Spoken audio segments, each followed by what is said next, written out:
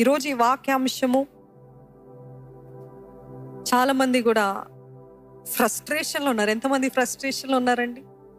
విసుగుదల, నిరాశ, నిస్పృహ, ఒకలాంటి వేసారిపోవటము, విసిగిపోవటము అనే పరిస్థితిలో ఉన్నారు. అటువంటి వారికి మరలా చెప్తున్నాను. ఎందుకు ఈ వాక్యము చెప్తున్నానంటే, మొదటిగా దేవుడు నాకు అటువంటి అనుభవం ఇచ్చాడు కాబట్టి, ఆ అనుభవం గుండా నేను వెళ్తున్నప్పుడు ఏంటి దేవా అన్నప్పుడు దేవుడు నాకు ఈ వాక్యం ద్వారా మాట్లాడాడు. అందుకని మీకు చెప్తున్నాను. ఇర్మియా గ్రంథము 12వ అధ్యాయము 1 నుండి 5 వచనాలు చదువుకుందామండి. ఇర్మియా గ్రంథము 12వ అధ్యాయము, జెరమాయా 12:1-5. యెహోవా, నేను నీతో వాదించినప్పుడు నీవు నీతిమంతుడుగా కనబడుదువు, అయినను న్యాయము విధించుటను గూర్చి నేను నీతో మాట్లాడుదును. దుష్టులు తమ మార్గములలో వర్ధిల్లనేలా, మహా విశ్వాసఘాతకులు సుఖింపనేలా నీవు వారిని నాటుచున్నావు. వారి వేరు తన్నుచున్నారు, వారు ఎదిగి ఫలములనిచ్చుచున్నారు. వారి నోటికి నీవు సమీపముగా ఉన్నావు, కాని వారి అంతరింద్రియములకు దూరముగా ఉన్నావు. యెహోవా, నీవు నన్నెరిగి ఉన్నావు, నన్ను చూచుచున్నావు. నా హృదయము నీ పట్ల ఎట్లున్నది నీవు శోధించుచున్నావు. వదకు ఏర్పడిన గొర్రెలను వలె వారిని హతము చేయుము, వదదినమునకు వారిని ప్రతిష్ఠించుము. భూమి ఎన్నాళ్ళు దుఃఖింపవలెను, దేశమంతటిలోనూ గడ్డి ఎన్నాళ్ళు ఎండిపోవలెను. అతడు మన అంతము చూడడని దుష్టులు చెప్పుకొనుచుండగా, దేశములో నివసించు వారి చెడుతనము వలన జంతువులను పక్షులను సమసిపోవుచున్నవి. నీవు పాదాచారులతో పరిగెత్తగా వారు నిన్ను అలయగొట్టిరి గదా. నీవు రౌతులతో ఏలాగు పోరాడుదువు? నెమ్మదిగల స్థలమున నీవు క్షేమముగా ఉన్నావు గదా. యోర్దాను ప్రవాహముగా వచ్చినప్పుడు నీవేమి చేయుదువు? ఈరోజు దేవుడు మనల్ని అదే ప్రశ్న అడుగుతున్నాడండి. నువ్వు పాదాచారాలతోటి అంటే ఫుట్మెన్ తోటి పరిగెత్తుతున్నప్పుడే అలసిపోతున్నట్లయితే, వెనకాల వస్తున్నారు ఎవరు? రౌతులు వస్తున్నారు. వారితో ఎలాగ పోరాడతారు?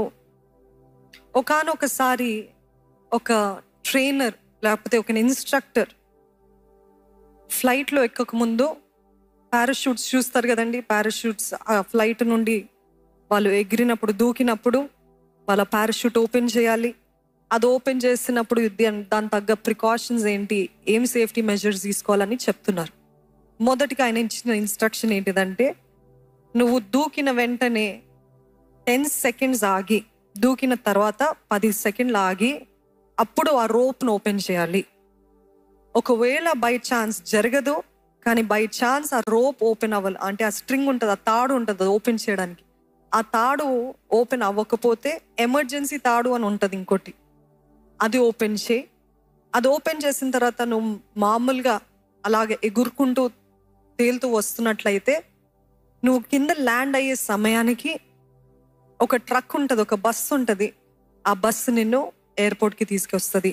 So don't worry about anything, it will all go as per plan అని చెప్తారు. చెప్పినప్పుడు ఆయన అలాగనే ఎక్కాడు.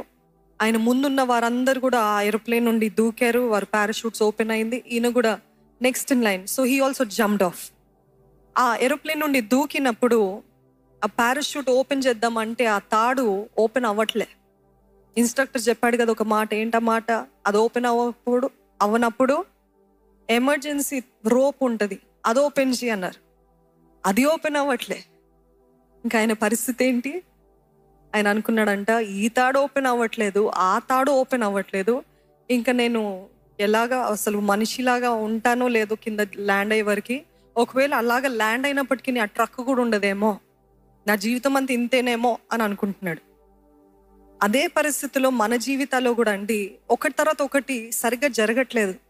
ఇది బాగవుతుందా అని అనుకునే లోపడే అది నష్టం. ఇది అయినా అవుతుందా, ఇదైనా ఫిక్స్ అవుతుందా, ఇదైనా నా జీవితంలో ఏమైనా జయం ఉంటుందా అని చూస్తే దాంట్లో నష్టం. One after the other, nothing is going right. మీ జీవితాల్లో ఏది కూడా సరిగ్గా అనుకున్నట్టు, ప్లాన్ తగ్గట్టు, మీరు ప్లాన్ చేసినట్టు వెళ్ళట్లేదు. ఎందుకు అని విసుగు వస్తుంది చాలామందికి. చాలామంది ఫ్రస్ట్రేట్ అయిపోతున్నారు. విసుగు అని ఉంటుంది కానీ ఫ్రస్ట్రేషన్ అందరికి అర్థమవుతుంది. ఎలాగా తీసుకోవాలి ఫ్రస్ట్రేషన్? నేను అనుకున్నది ఒక్కటి నా జీవితంలో జరగట్లేదు. You're upset and angry because nothing is going as per your plan, as per the way you plan. ఇలాగుండాలి నా జీవితము, ఇలాగుంటే బాగుంటుంది, ఈ రీతిగా వెళ్ళాలి అని అనుకుంటారు. కానీ అంతా కూడా రివర్స్ అయిపోతుంది, తికమక అయిపోతుంది, మీకు గలిబిలిగా ఉంటుంది. ఇట్లాంటి పరిస్థితులు ఎలాగుంటుంది అంటే దేవుని పైన కోపపడుతుంటారు చాలామంది.